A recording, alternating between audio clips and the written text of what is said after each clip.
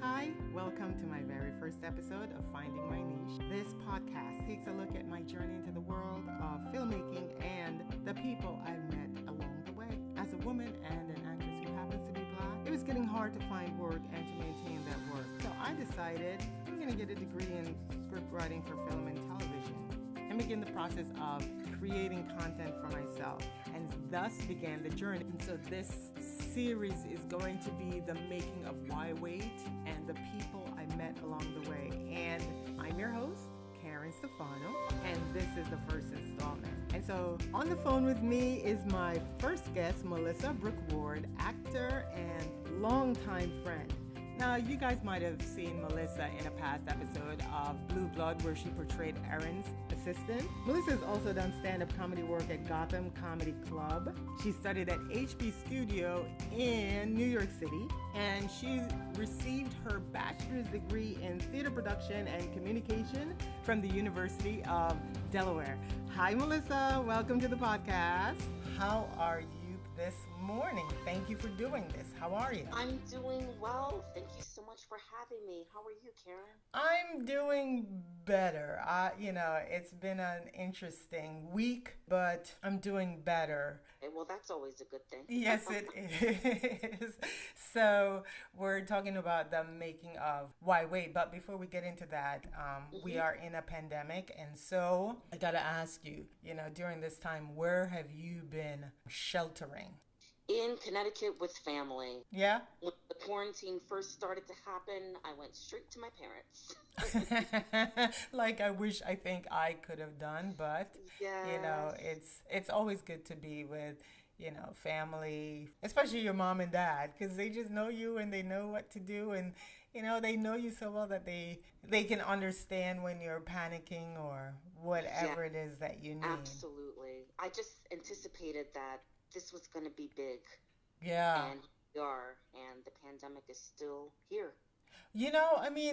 That's a good point that you made, because I did not anticipate it being this big. Okay. I didn't. I just, I thought it was going to be, because it happened in March. And then I thought, by the summer we will be all outside and we'll be able to get back to a sense of normalcy. And it hasn't been that case at all. Not yet. Not yet.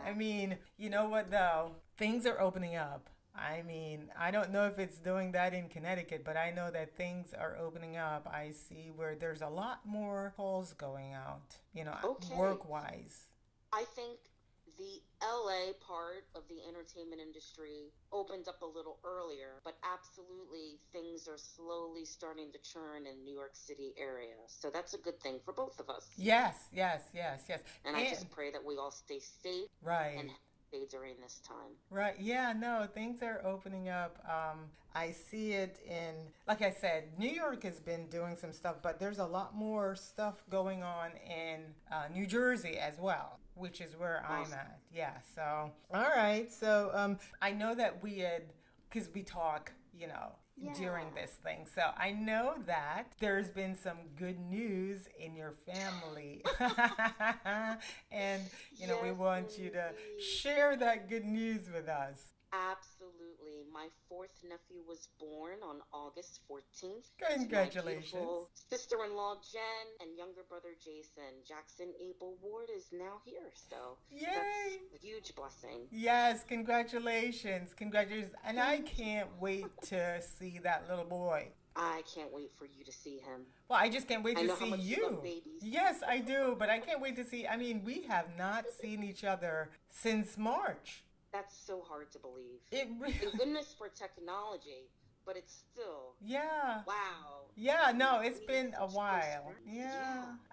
It's just one of those things where it's like, Zooming isn't the same. It's not. And even when we are able to see each other, it's not like we can run up and give each other a hug even.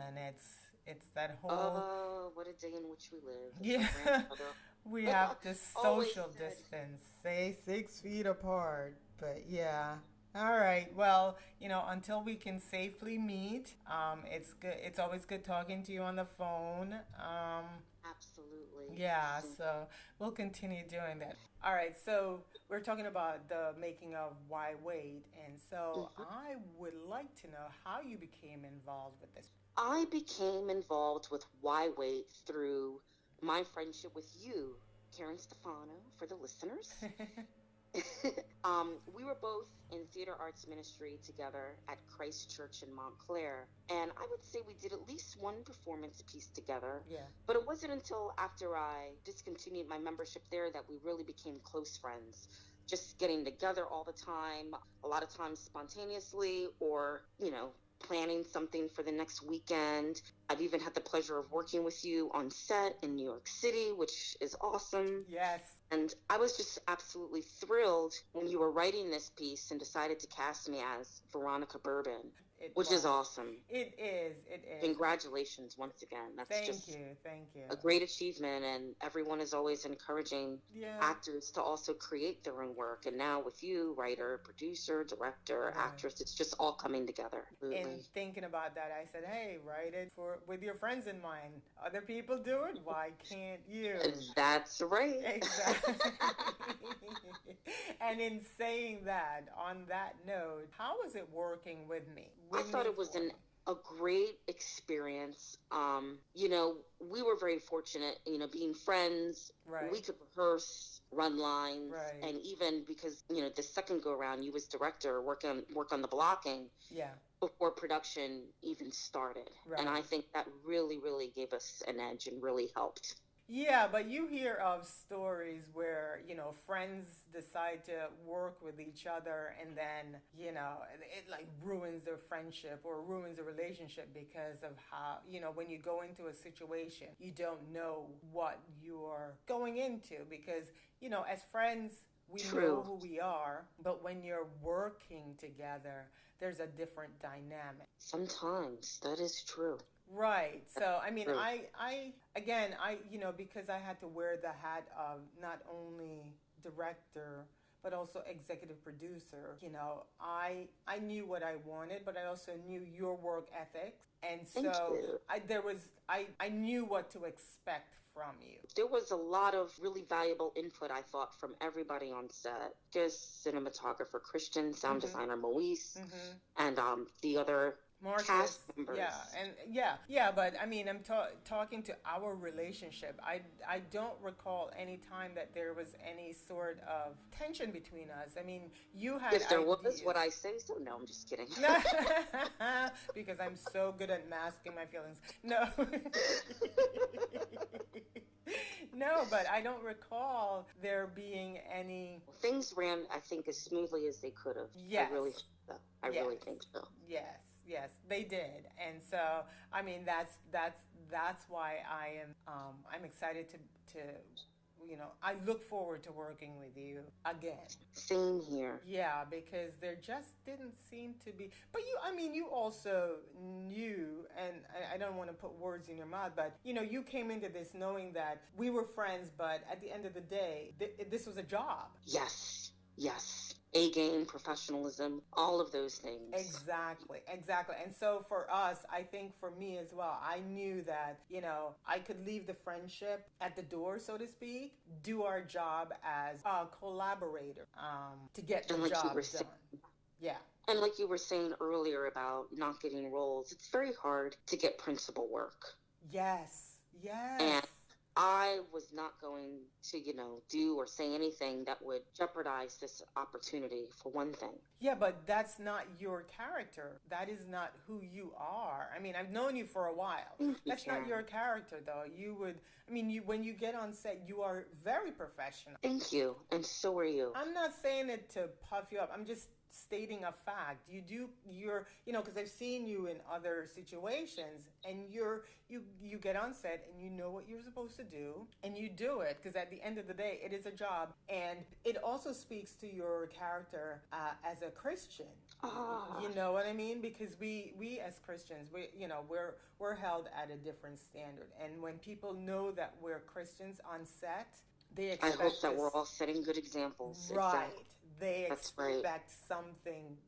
They expect to see a Christ-like attitude from us, and so I know that I'm always aware when I'm on set that I need to show Christ in what I do, and so I'm not gonna. We're all humans. Absolutely. Yeah, Yes, I do. yeah, and so it was a pleasure working with you because I knew Likewise. what to expect and I knew that you would deliver. And also that you were able to say, well, because I remember one scene we were doing and you said, wait a minute, that shouldn't be it because I was coming in, I was entering the scene. Oh, the laundry scene where I was Yes, and folding so laundry. yeah, yeah, Yes. yeah, and so you made that comment, and I thought about it, and I was like, at first I was like, what? But then I thought about it, and I was like, all right, I'll just go with it because it needed to make sense to you, and it Okay. needed to make Yeah. sense to the scene. And I like that I was comfortable enough to be able to say something Right. because that's not always the case on other sets. Exactly. Right. No. Even when you see something, Yes. But I mean, again, I wasn't gonna jump on you or chop your head off for saying something because I'm always saying that this was the first thing that I had my hands in where I was not just the actor, I was the executive producer and the direct. And so for me, directing this film was a first time for me directing film. I direct theater and all that stuff, but film directing was first for me. So, if somebody said, hey, maybe this shouldn't, I would say, all right, well, let's see. Okay, yeah, let's go with that and do I it thought, and yes. not get, what was that? I was going to say, I thought that the fact that everybody was allowed put in their input, some of which was very valuable. I just thought that whole collaboration of everyone that was there was very, very positive. Yeah. Yeah. Like Yeah, what you no. were saying, that we were all so comfortable together. But sometimes when we're so comfortable with each other, sometimes there's a laxness and people can step over the line. Yes, that's true. So I think we were all professionals. We knew what we were doing, but we were also comfortable because it was a safe environment. And that's the word it was a safe environment for us to be able to voice our opinions and not get our heads chopped off. Yes. Right. Yes. Well, I was thinking about, were there any bloopers or any weirdness that, because, I think about them. I think about the stuff that happened on set all the time. And I thought to myself, I'm sure there are things that Melissa can think of. Let's see now. I don't recall any bloopers that I really don't in our scenes. I'm trying to think. Did anything happen the day we were in the park? It was cold, really cold. Yes, it was. And I remember I stood by during one scene I wasn't a part of, but I was holding the code in between takes and watching. And I just remember having a ball, like watching everyone watching us. Right. Well, yeah, go ahead. That was a lot of fun. Did anything happen during that exterior shoot that I well, can't think of?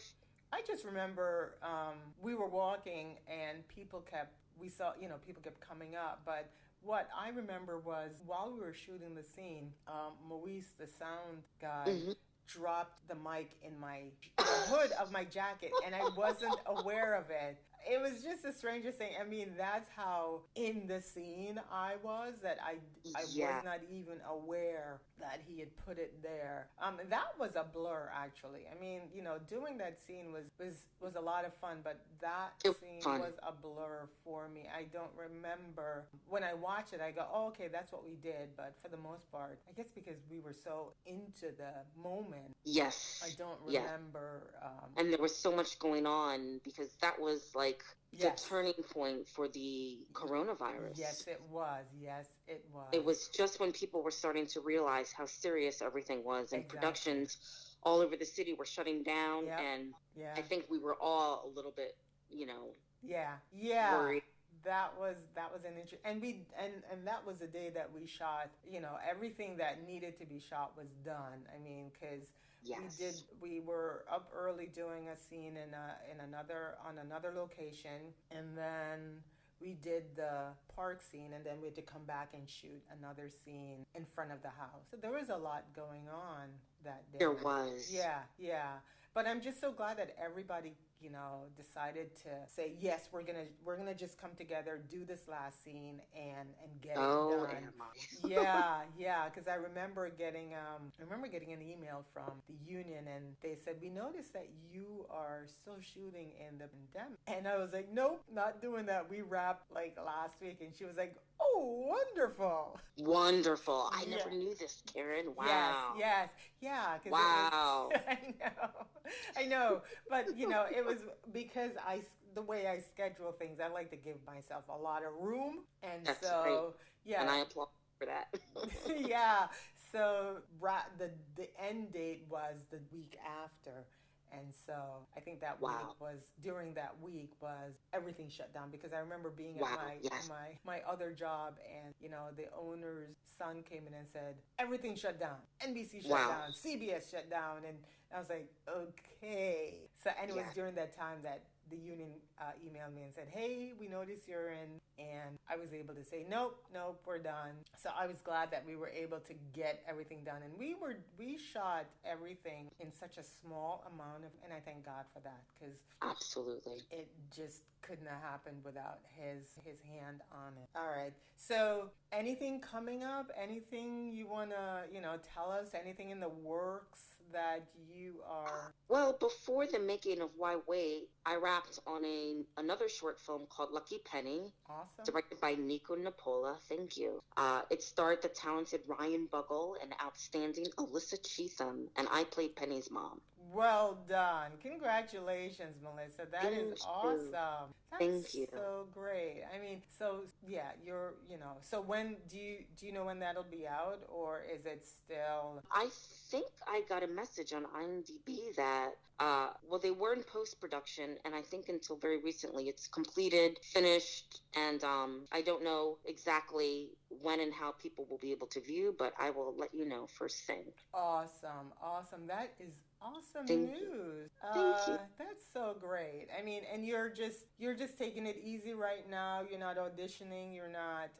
I actually did my first voiceover audition a few days ago, this past week, for an animated series. Well I know done. Mother was really pushing me to maybe get in a class or ask. I know our favorite acting coach, Maggie Reed, yes, if she does voiceovers or could coach me or anything, because with the pandemic and people wanting to always be socially distanced, it there might be more roles available in that genre. There are. I've seen so many casting calls for voiceover work right now. It's unbelievable. It really is. It is. Yeah. So and congratulations. I submitted through Actors Access. Did you? And then I got invited to send in an audition. So I was actually excited, and I don't have a sound booth here in Connecticut, but there is a walk-in closet at my parents that they recommended that you could use that, the closed act, as a soundproof barrier. Yes, no,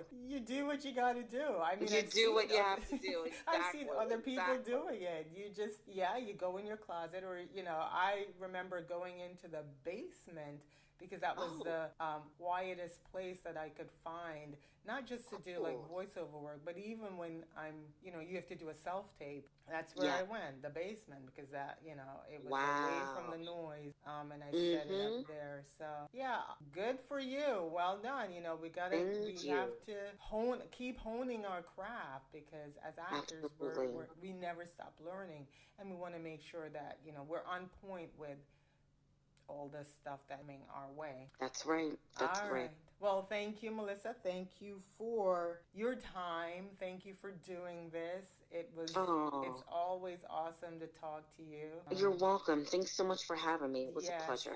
All right. Thank you all. Join me on our next episode, when we'll be talking to friend and fellow actress Patricia Gibson. Thank you so much. Have